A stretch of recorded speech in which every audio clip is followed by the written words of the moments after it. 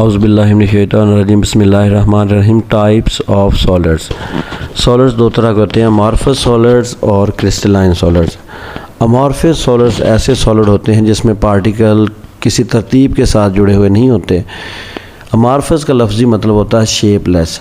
Amorphous का मतलब होता है शेपलेस। ऐसे सॉलिड जिनमें पार्टिकल जो है वो किसी तरतीब से जुड़ के शेप नहीं बनाते, इनको हम कहते हैं amorphous solid. Solids in which the particles are not regularly arranged or their regular shapes are destroyed are called amorphous solid. ऐसे सॉलिड जिसमें पार्टिकल जो है रेगुलरली अरेंज नहीं होते, तरतीब के साथ जुड़े हुए नहीं होते, या फिर their regular shapes are destroyed, या फिर इनकी जो है वो रेगुलर शेप्स जो होती हैं वो टूट चुकी होती हैं, आर कॉल्ड अमॉर्फस सॉलिड। इनको हम अमॉर्फस सॉलिड कहेंगे। They do not have sharp melting point. इनका शार्प मेल्टिंग पॉइंट नहीं होते।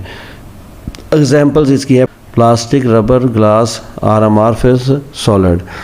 तो मेरा बेटा अमॉर्फस सॉलिड ऐसे सॉलिड होते हैं जिसमें पार्टिकल तरतीब के साथ नहीं जुड़े होते। किसी भी क्रिस्टलाइन सॉलिड को भी आप अमॉर्फस सॉलिड में जो है वो कन्वर्ट कर सकते हैं। अगर आप किसी भी जो है वो क्रिस्टलाइन सॉलिड को जिसमें पार्टिकल तरतीब के साथ जुड़े हुए हों, इसको गर्म करके यकदम ठंडा करें तो पार्टिकल दोबारा जो है वो तरतीब के साथ नहीं जुड़ सकेंगे। क्रिस्टलाइन सॉलिड है वो अमॉर्फस में कन्वर्ट हो जाएगा। कि जो है वो मेल्टिंग पॉइंट शार्प नहीं होते। शार्प का मतलब ये होता है कि फिक्स होना। जैसे पानी है, बर्फ़ है, उसका मेल्टिंग पॉइंट 0 डिग्री सेंटीग्रेड है, फिक्स है।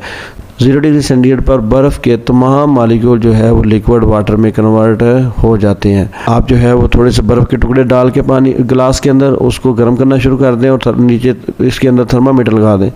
आप देखेंगे जब तक सारे पानी के मॉलिक्यूल जो है लिक्विड में कन्वर्ट नहीं होते, टेम्परेचर 0 डिग्री सेंटीग्रेड ही रहेगा। ये होता है शार्प, फिक्स। लेकिन जो अमॉर्फस सॉलिड होते हैं उनका ऐसे मेल्टिंग पॉइंट शार्प या फिर फिक्स नहीं होता। आगे क्रिस्टलाइन सॉलिड। ऐसे सॉलिड जिसमें पार्टिकल जो है तीनों समतों में तरतीब के साथ जुड़े हुए हों, इनको हम कहते हैं crystalline solid. Solids in which particles are arranged in a definite 3 dimensional pattern are called crystalline solid. ऐसे सॉलिड जिसमें पार्टिकल जो है वो तरतीब के साथ तीनों समतों में जुड़े हुए हों, इनको हम कहेंगे क्रिस्टलाइन सॉलिड। जैसे कि नमक देखें, नमक में सोडियम और क्लोरीन जो है मिलके सोडियम क्लोराइड बनाते हैं। तो देखें क्लोरीन ब्लू कलर में है और रेड कलर में सोडियम जो है, देखें तरतीब के साथ जुड़े हुए हैं। क्लोरीन, सोडियम, क्लोरीन, फिर sodium, chlorine, sodium, chlorine, sodium, chlorine. ऐसे तरतीब के साथ जो है ये पार्टिकल जुड़े हुए हैं और जुड़ के जो है इन्होंने क्यूबिक स्ट्रक्चर जो है वो बनाई हुई है।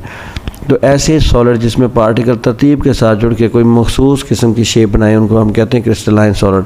दे हैव डेफिनेट सरफेसेस या फिर फेसेस। इनके मखसूस जो है वो फेसेस होते हैं या सरफेसेस होती हैं। जैसे देखें नमक में, ये देखें एक फेस क्यूबिक फॉर्म में, दूसरी फेस, एक फेस दूसरी फेस के साथ 90 का ज़ाविया बना रही है। एक फेस दूसरी फेस के साथ कितने का ज़ाविया बना रही है? 90 का।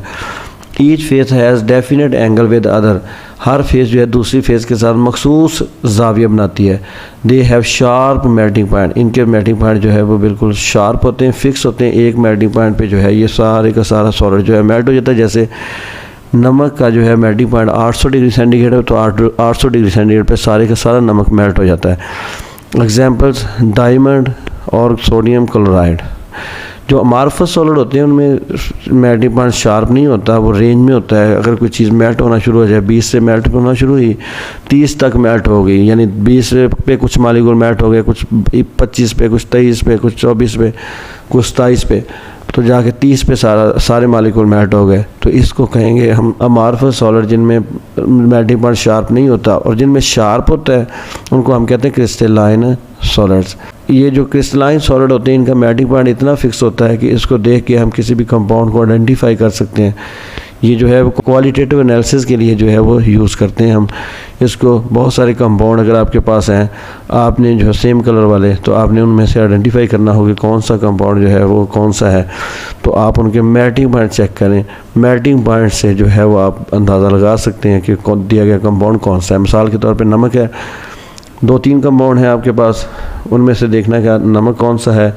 तो आपने जो है वो मेल्टिंग पॉइंट चेक करना। कोई सब्सटेंस अगर 800 डिग्री सेंटीग्रेड पे मेल्ट होती है तो वो देगी सब्सटेंस जो होगी वो नमक होगी। इतना फिक्स मेल्टिंग पॉइंट होता है कि मेल्टिंग पॉइंट को देख के जो है कंपाउंड की जो है वो शनाख्त की जा सकती है। ओके, अल्लाह हाफ़िज़।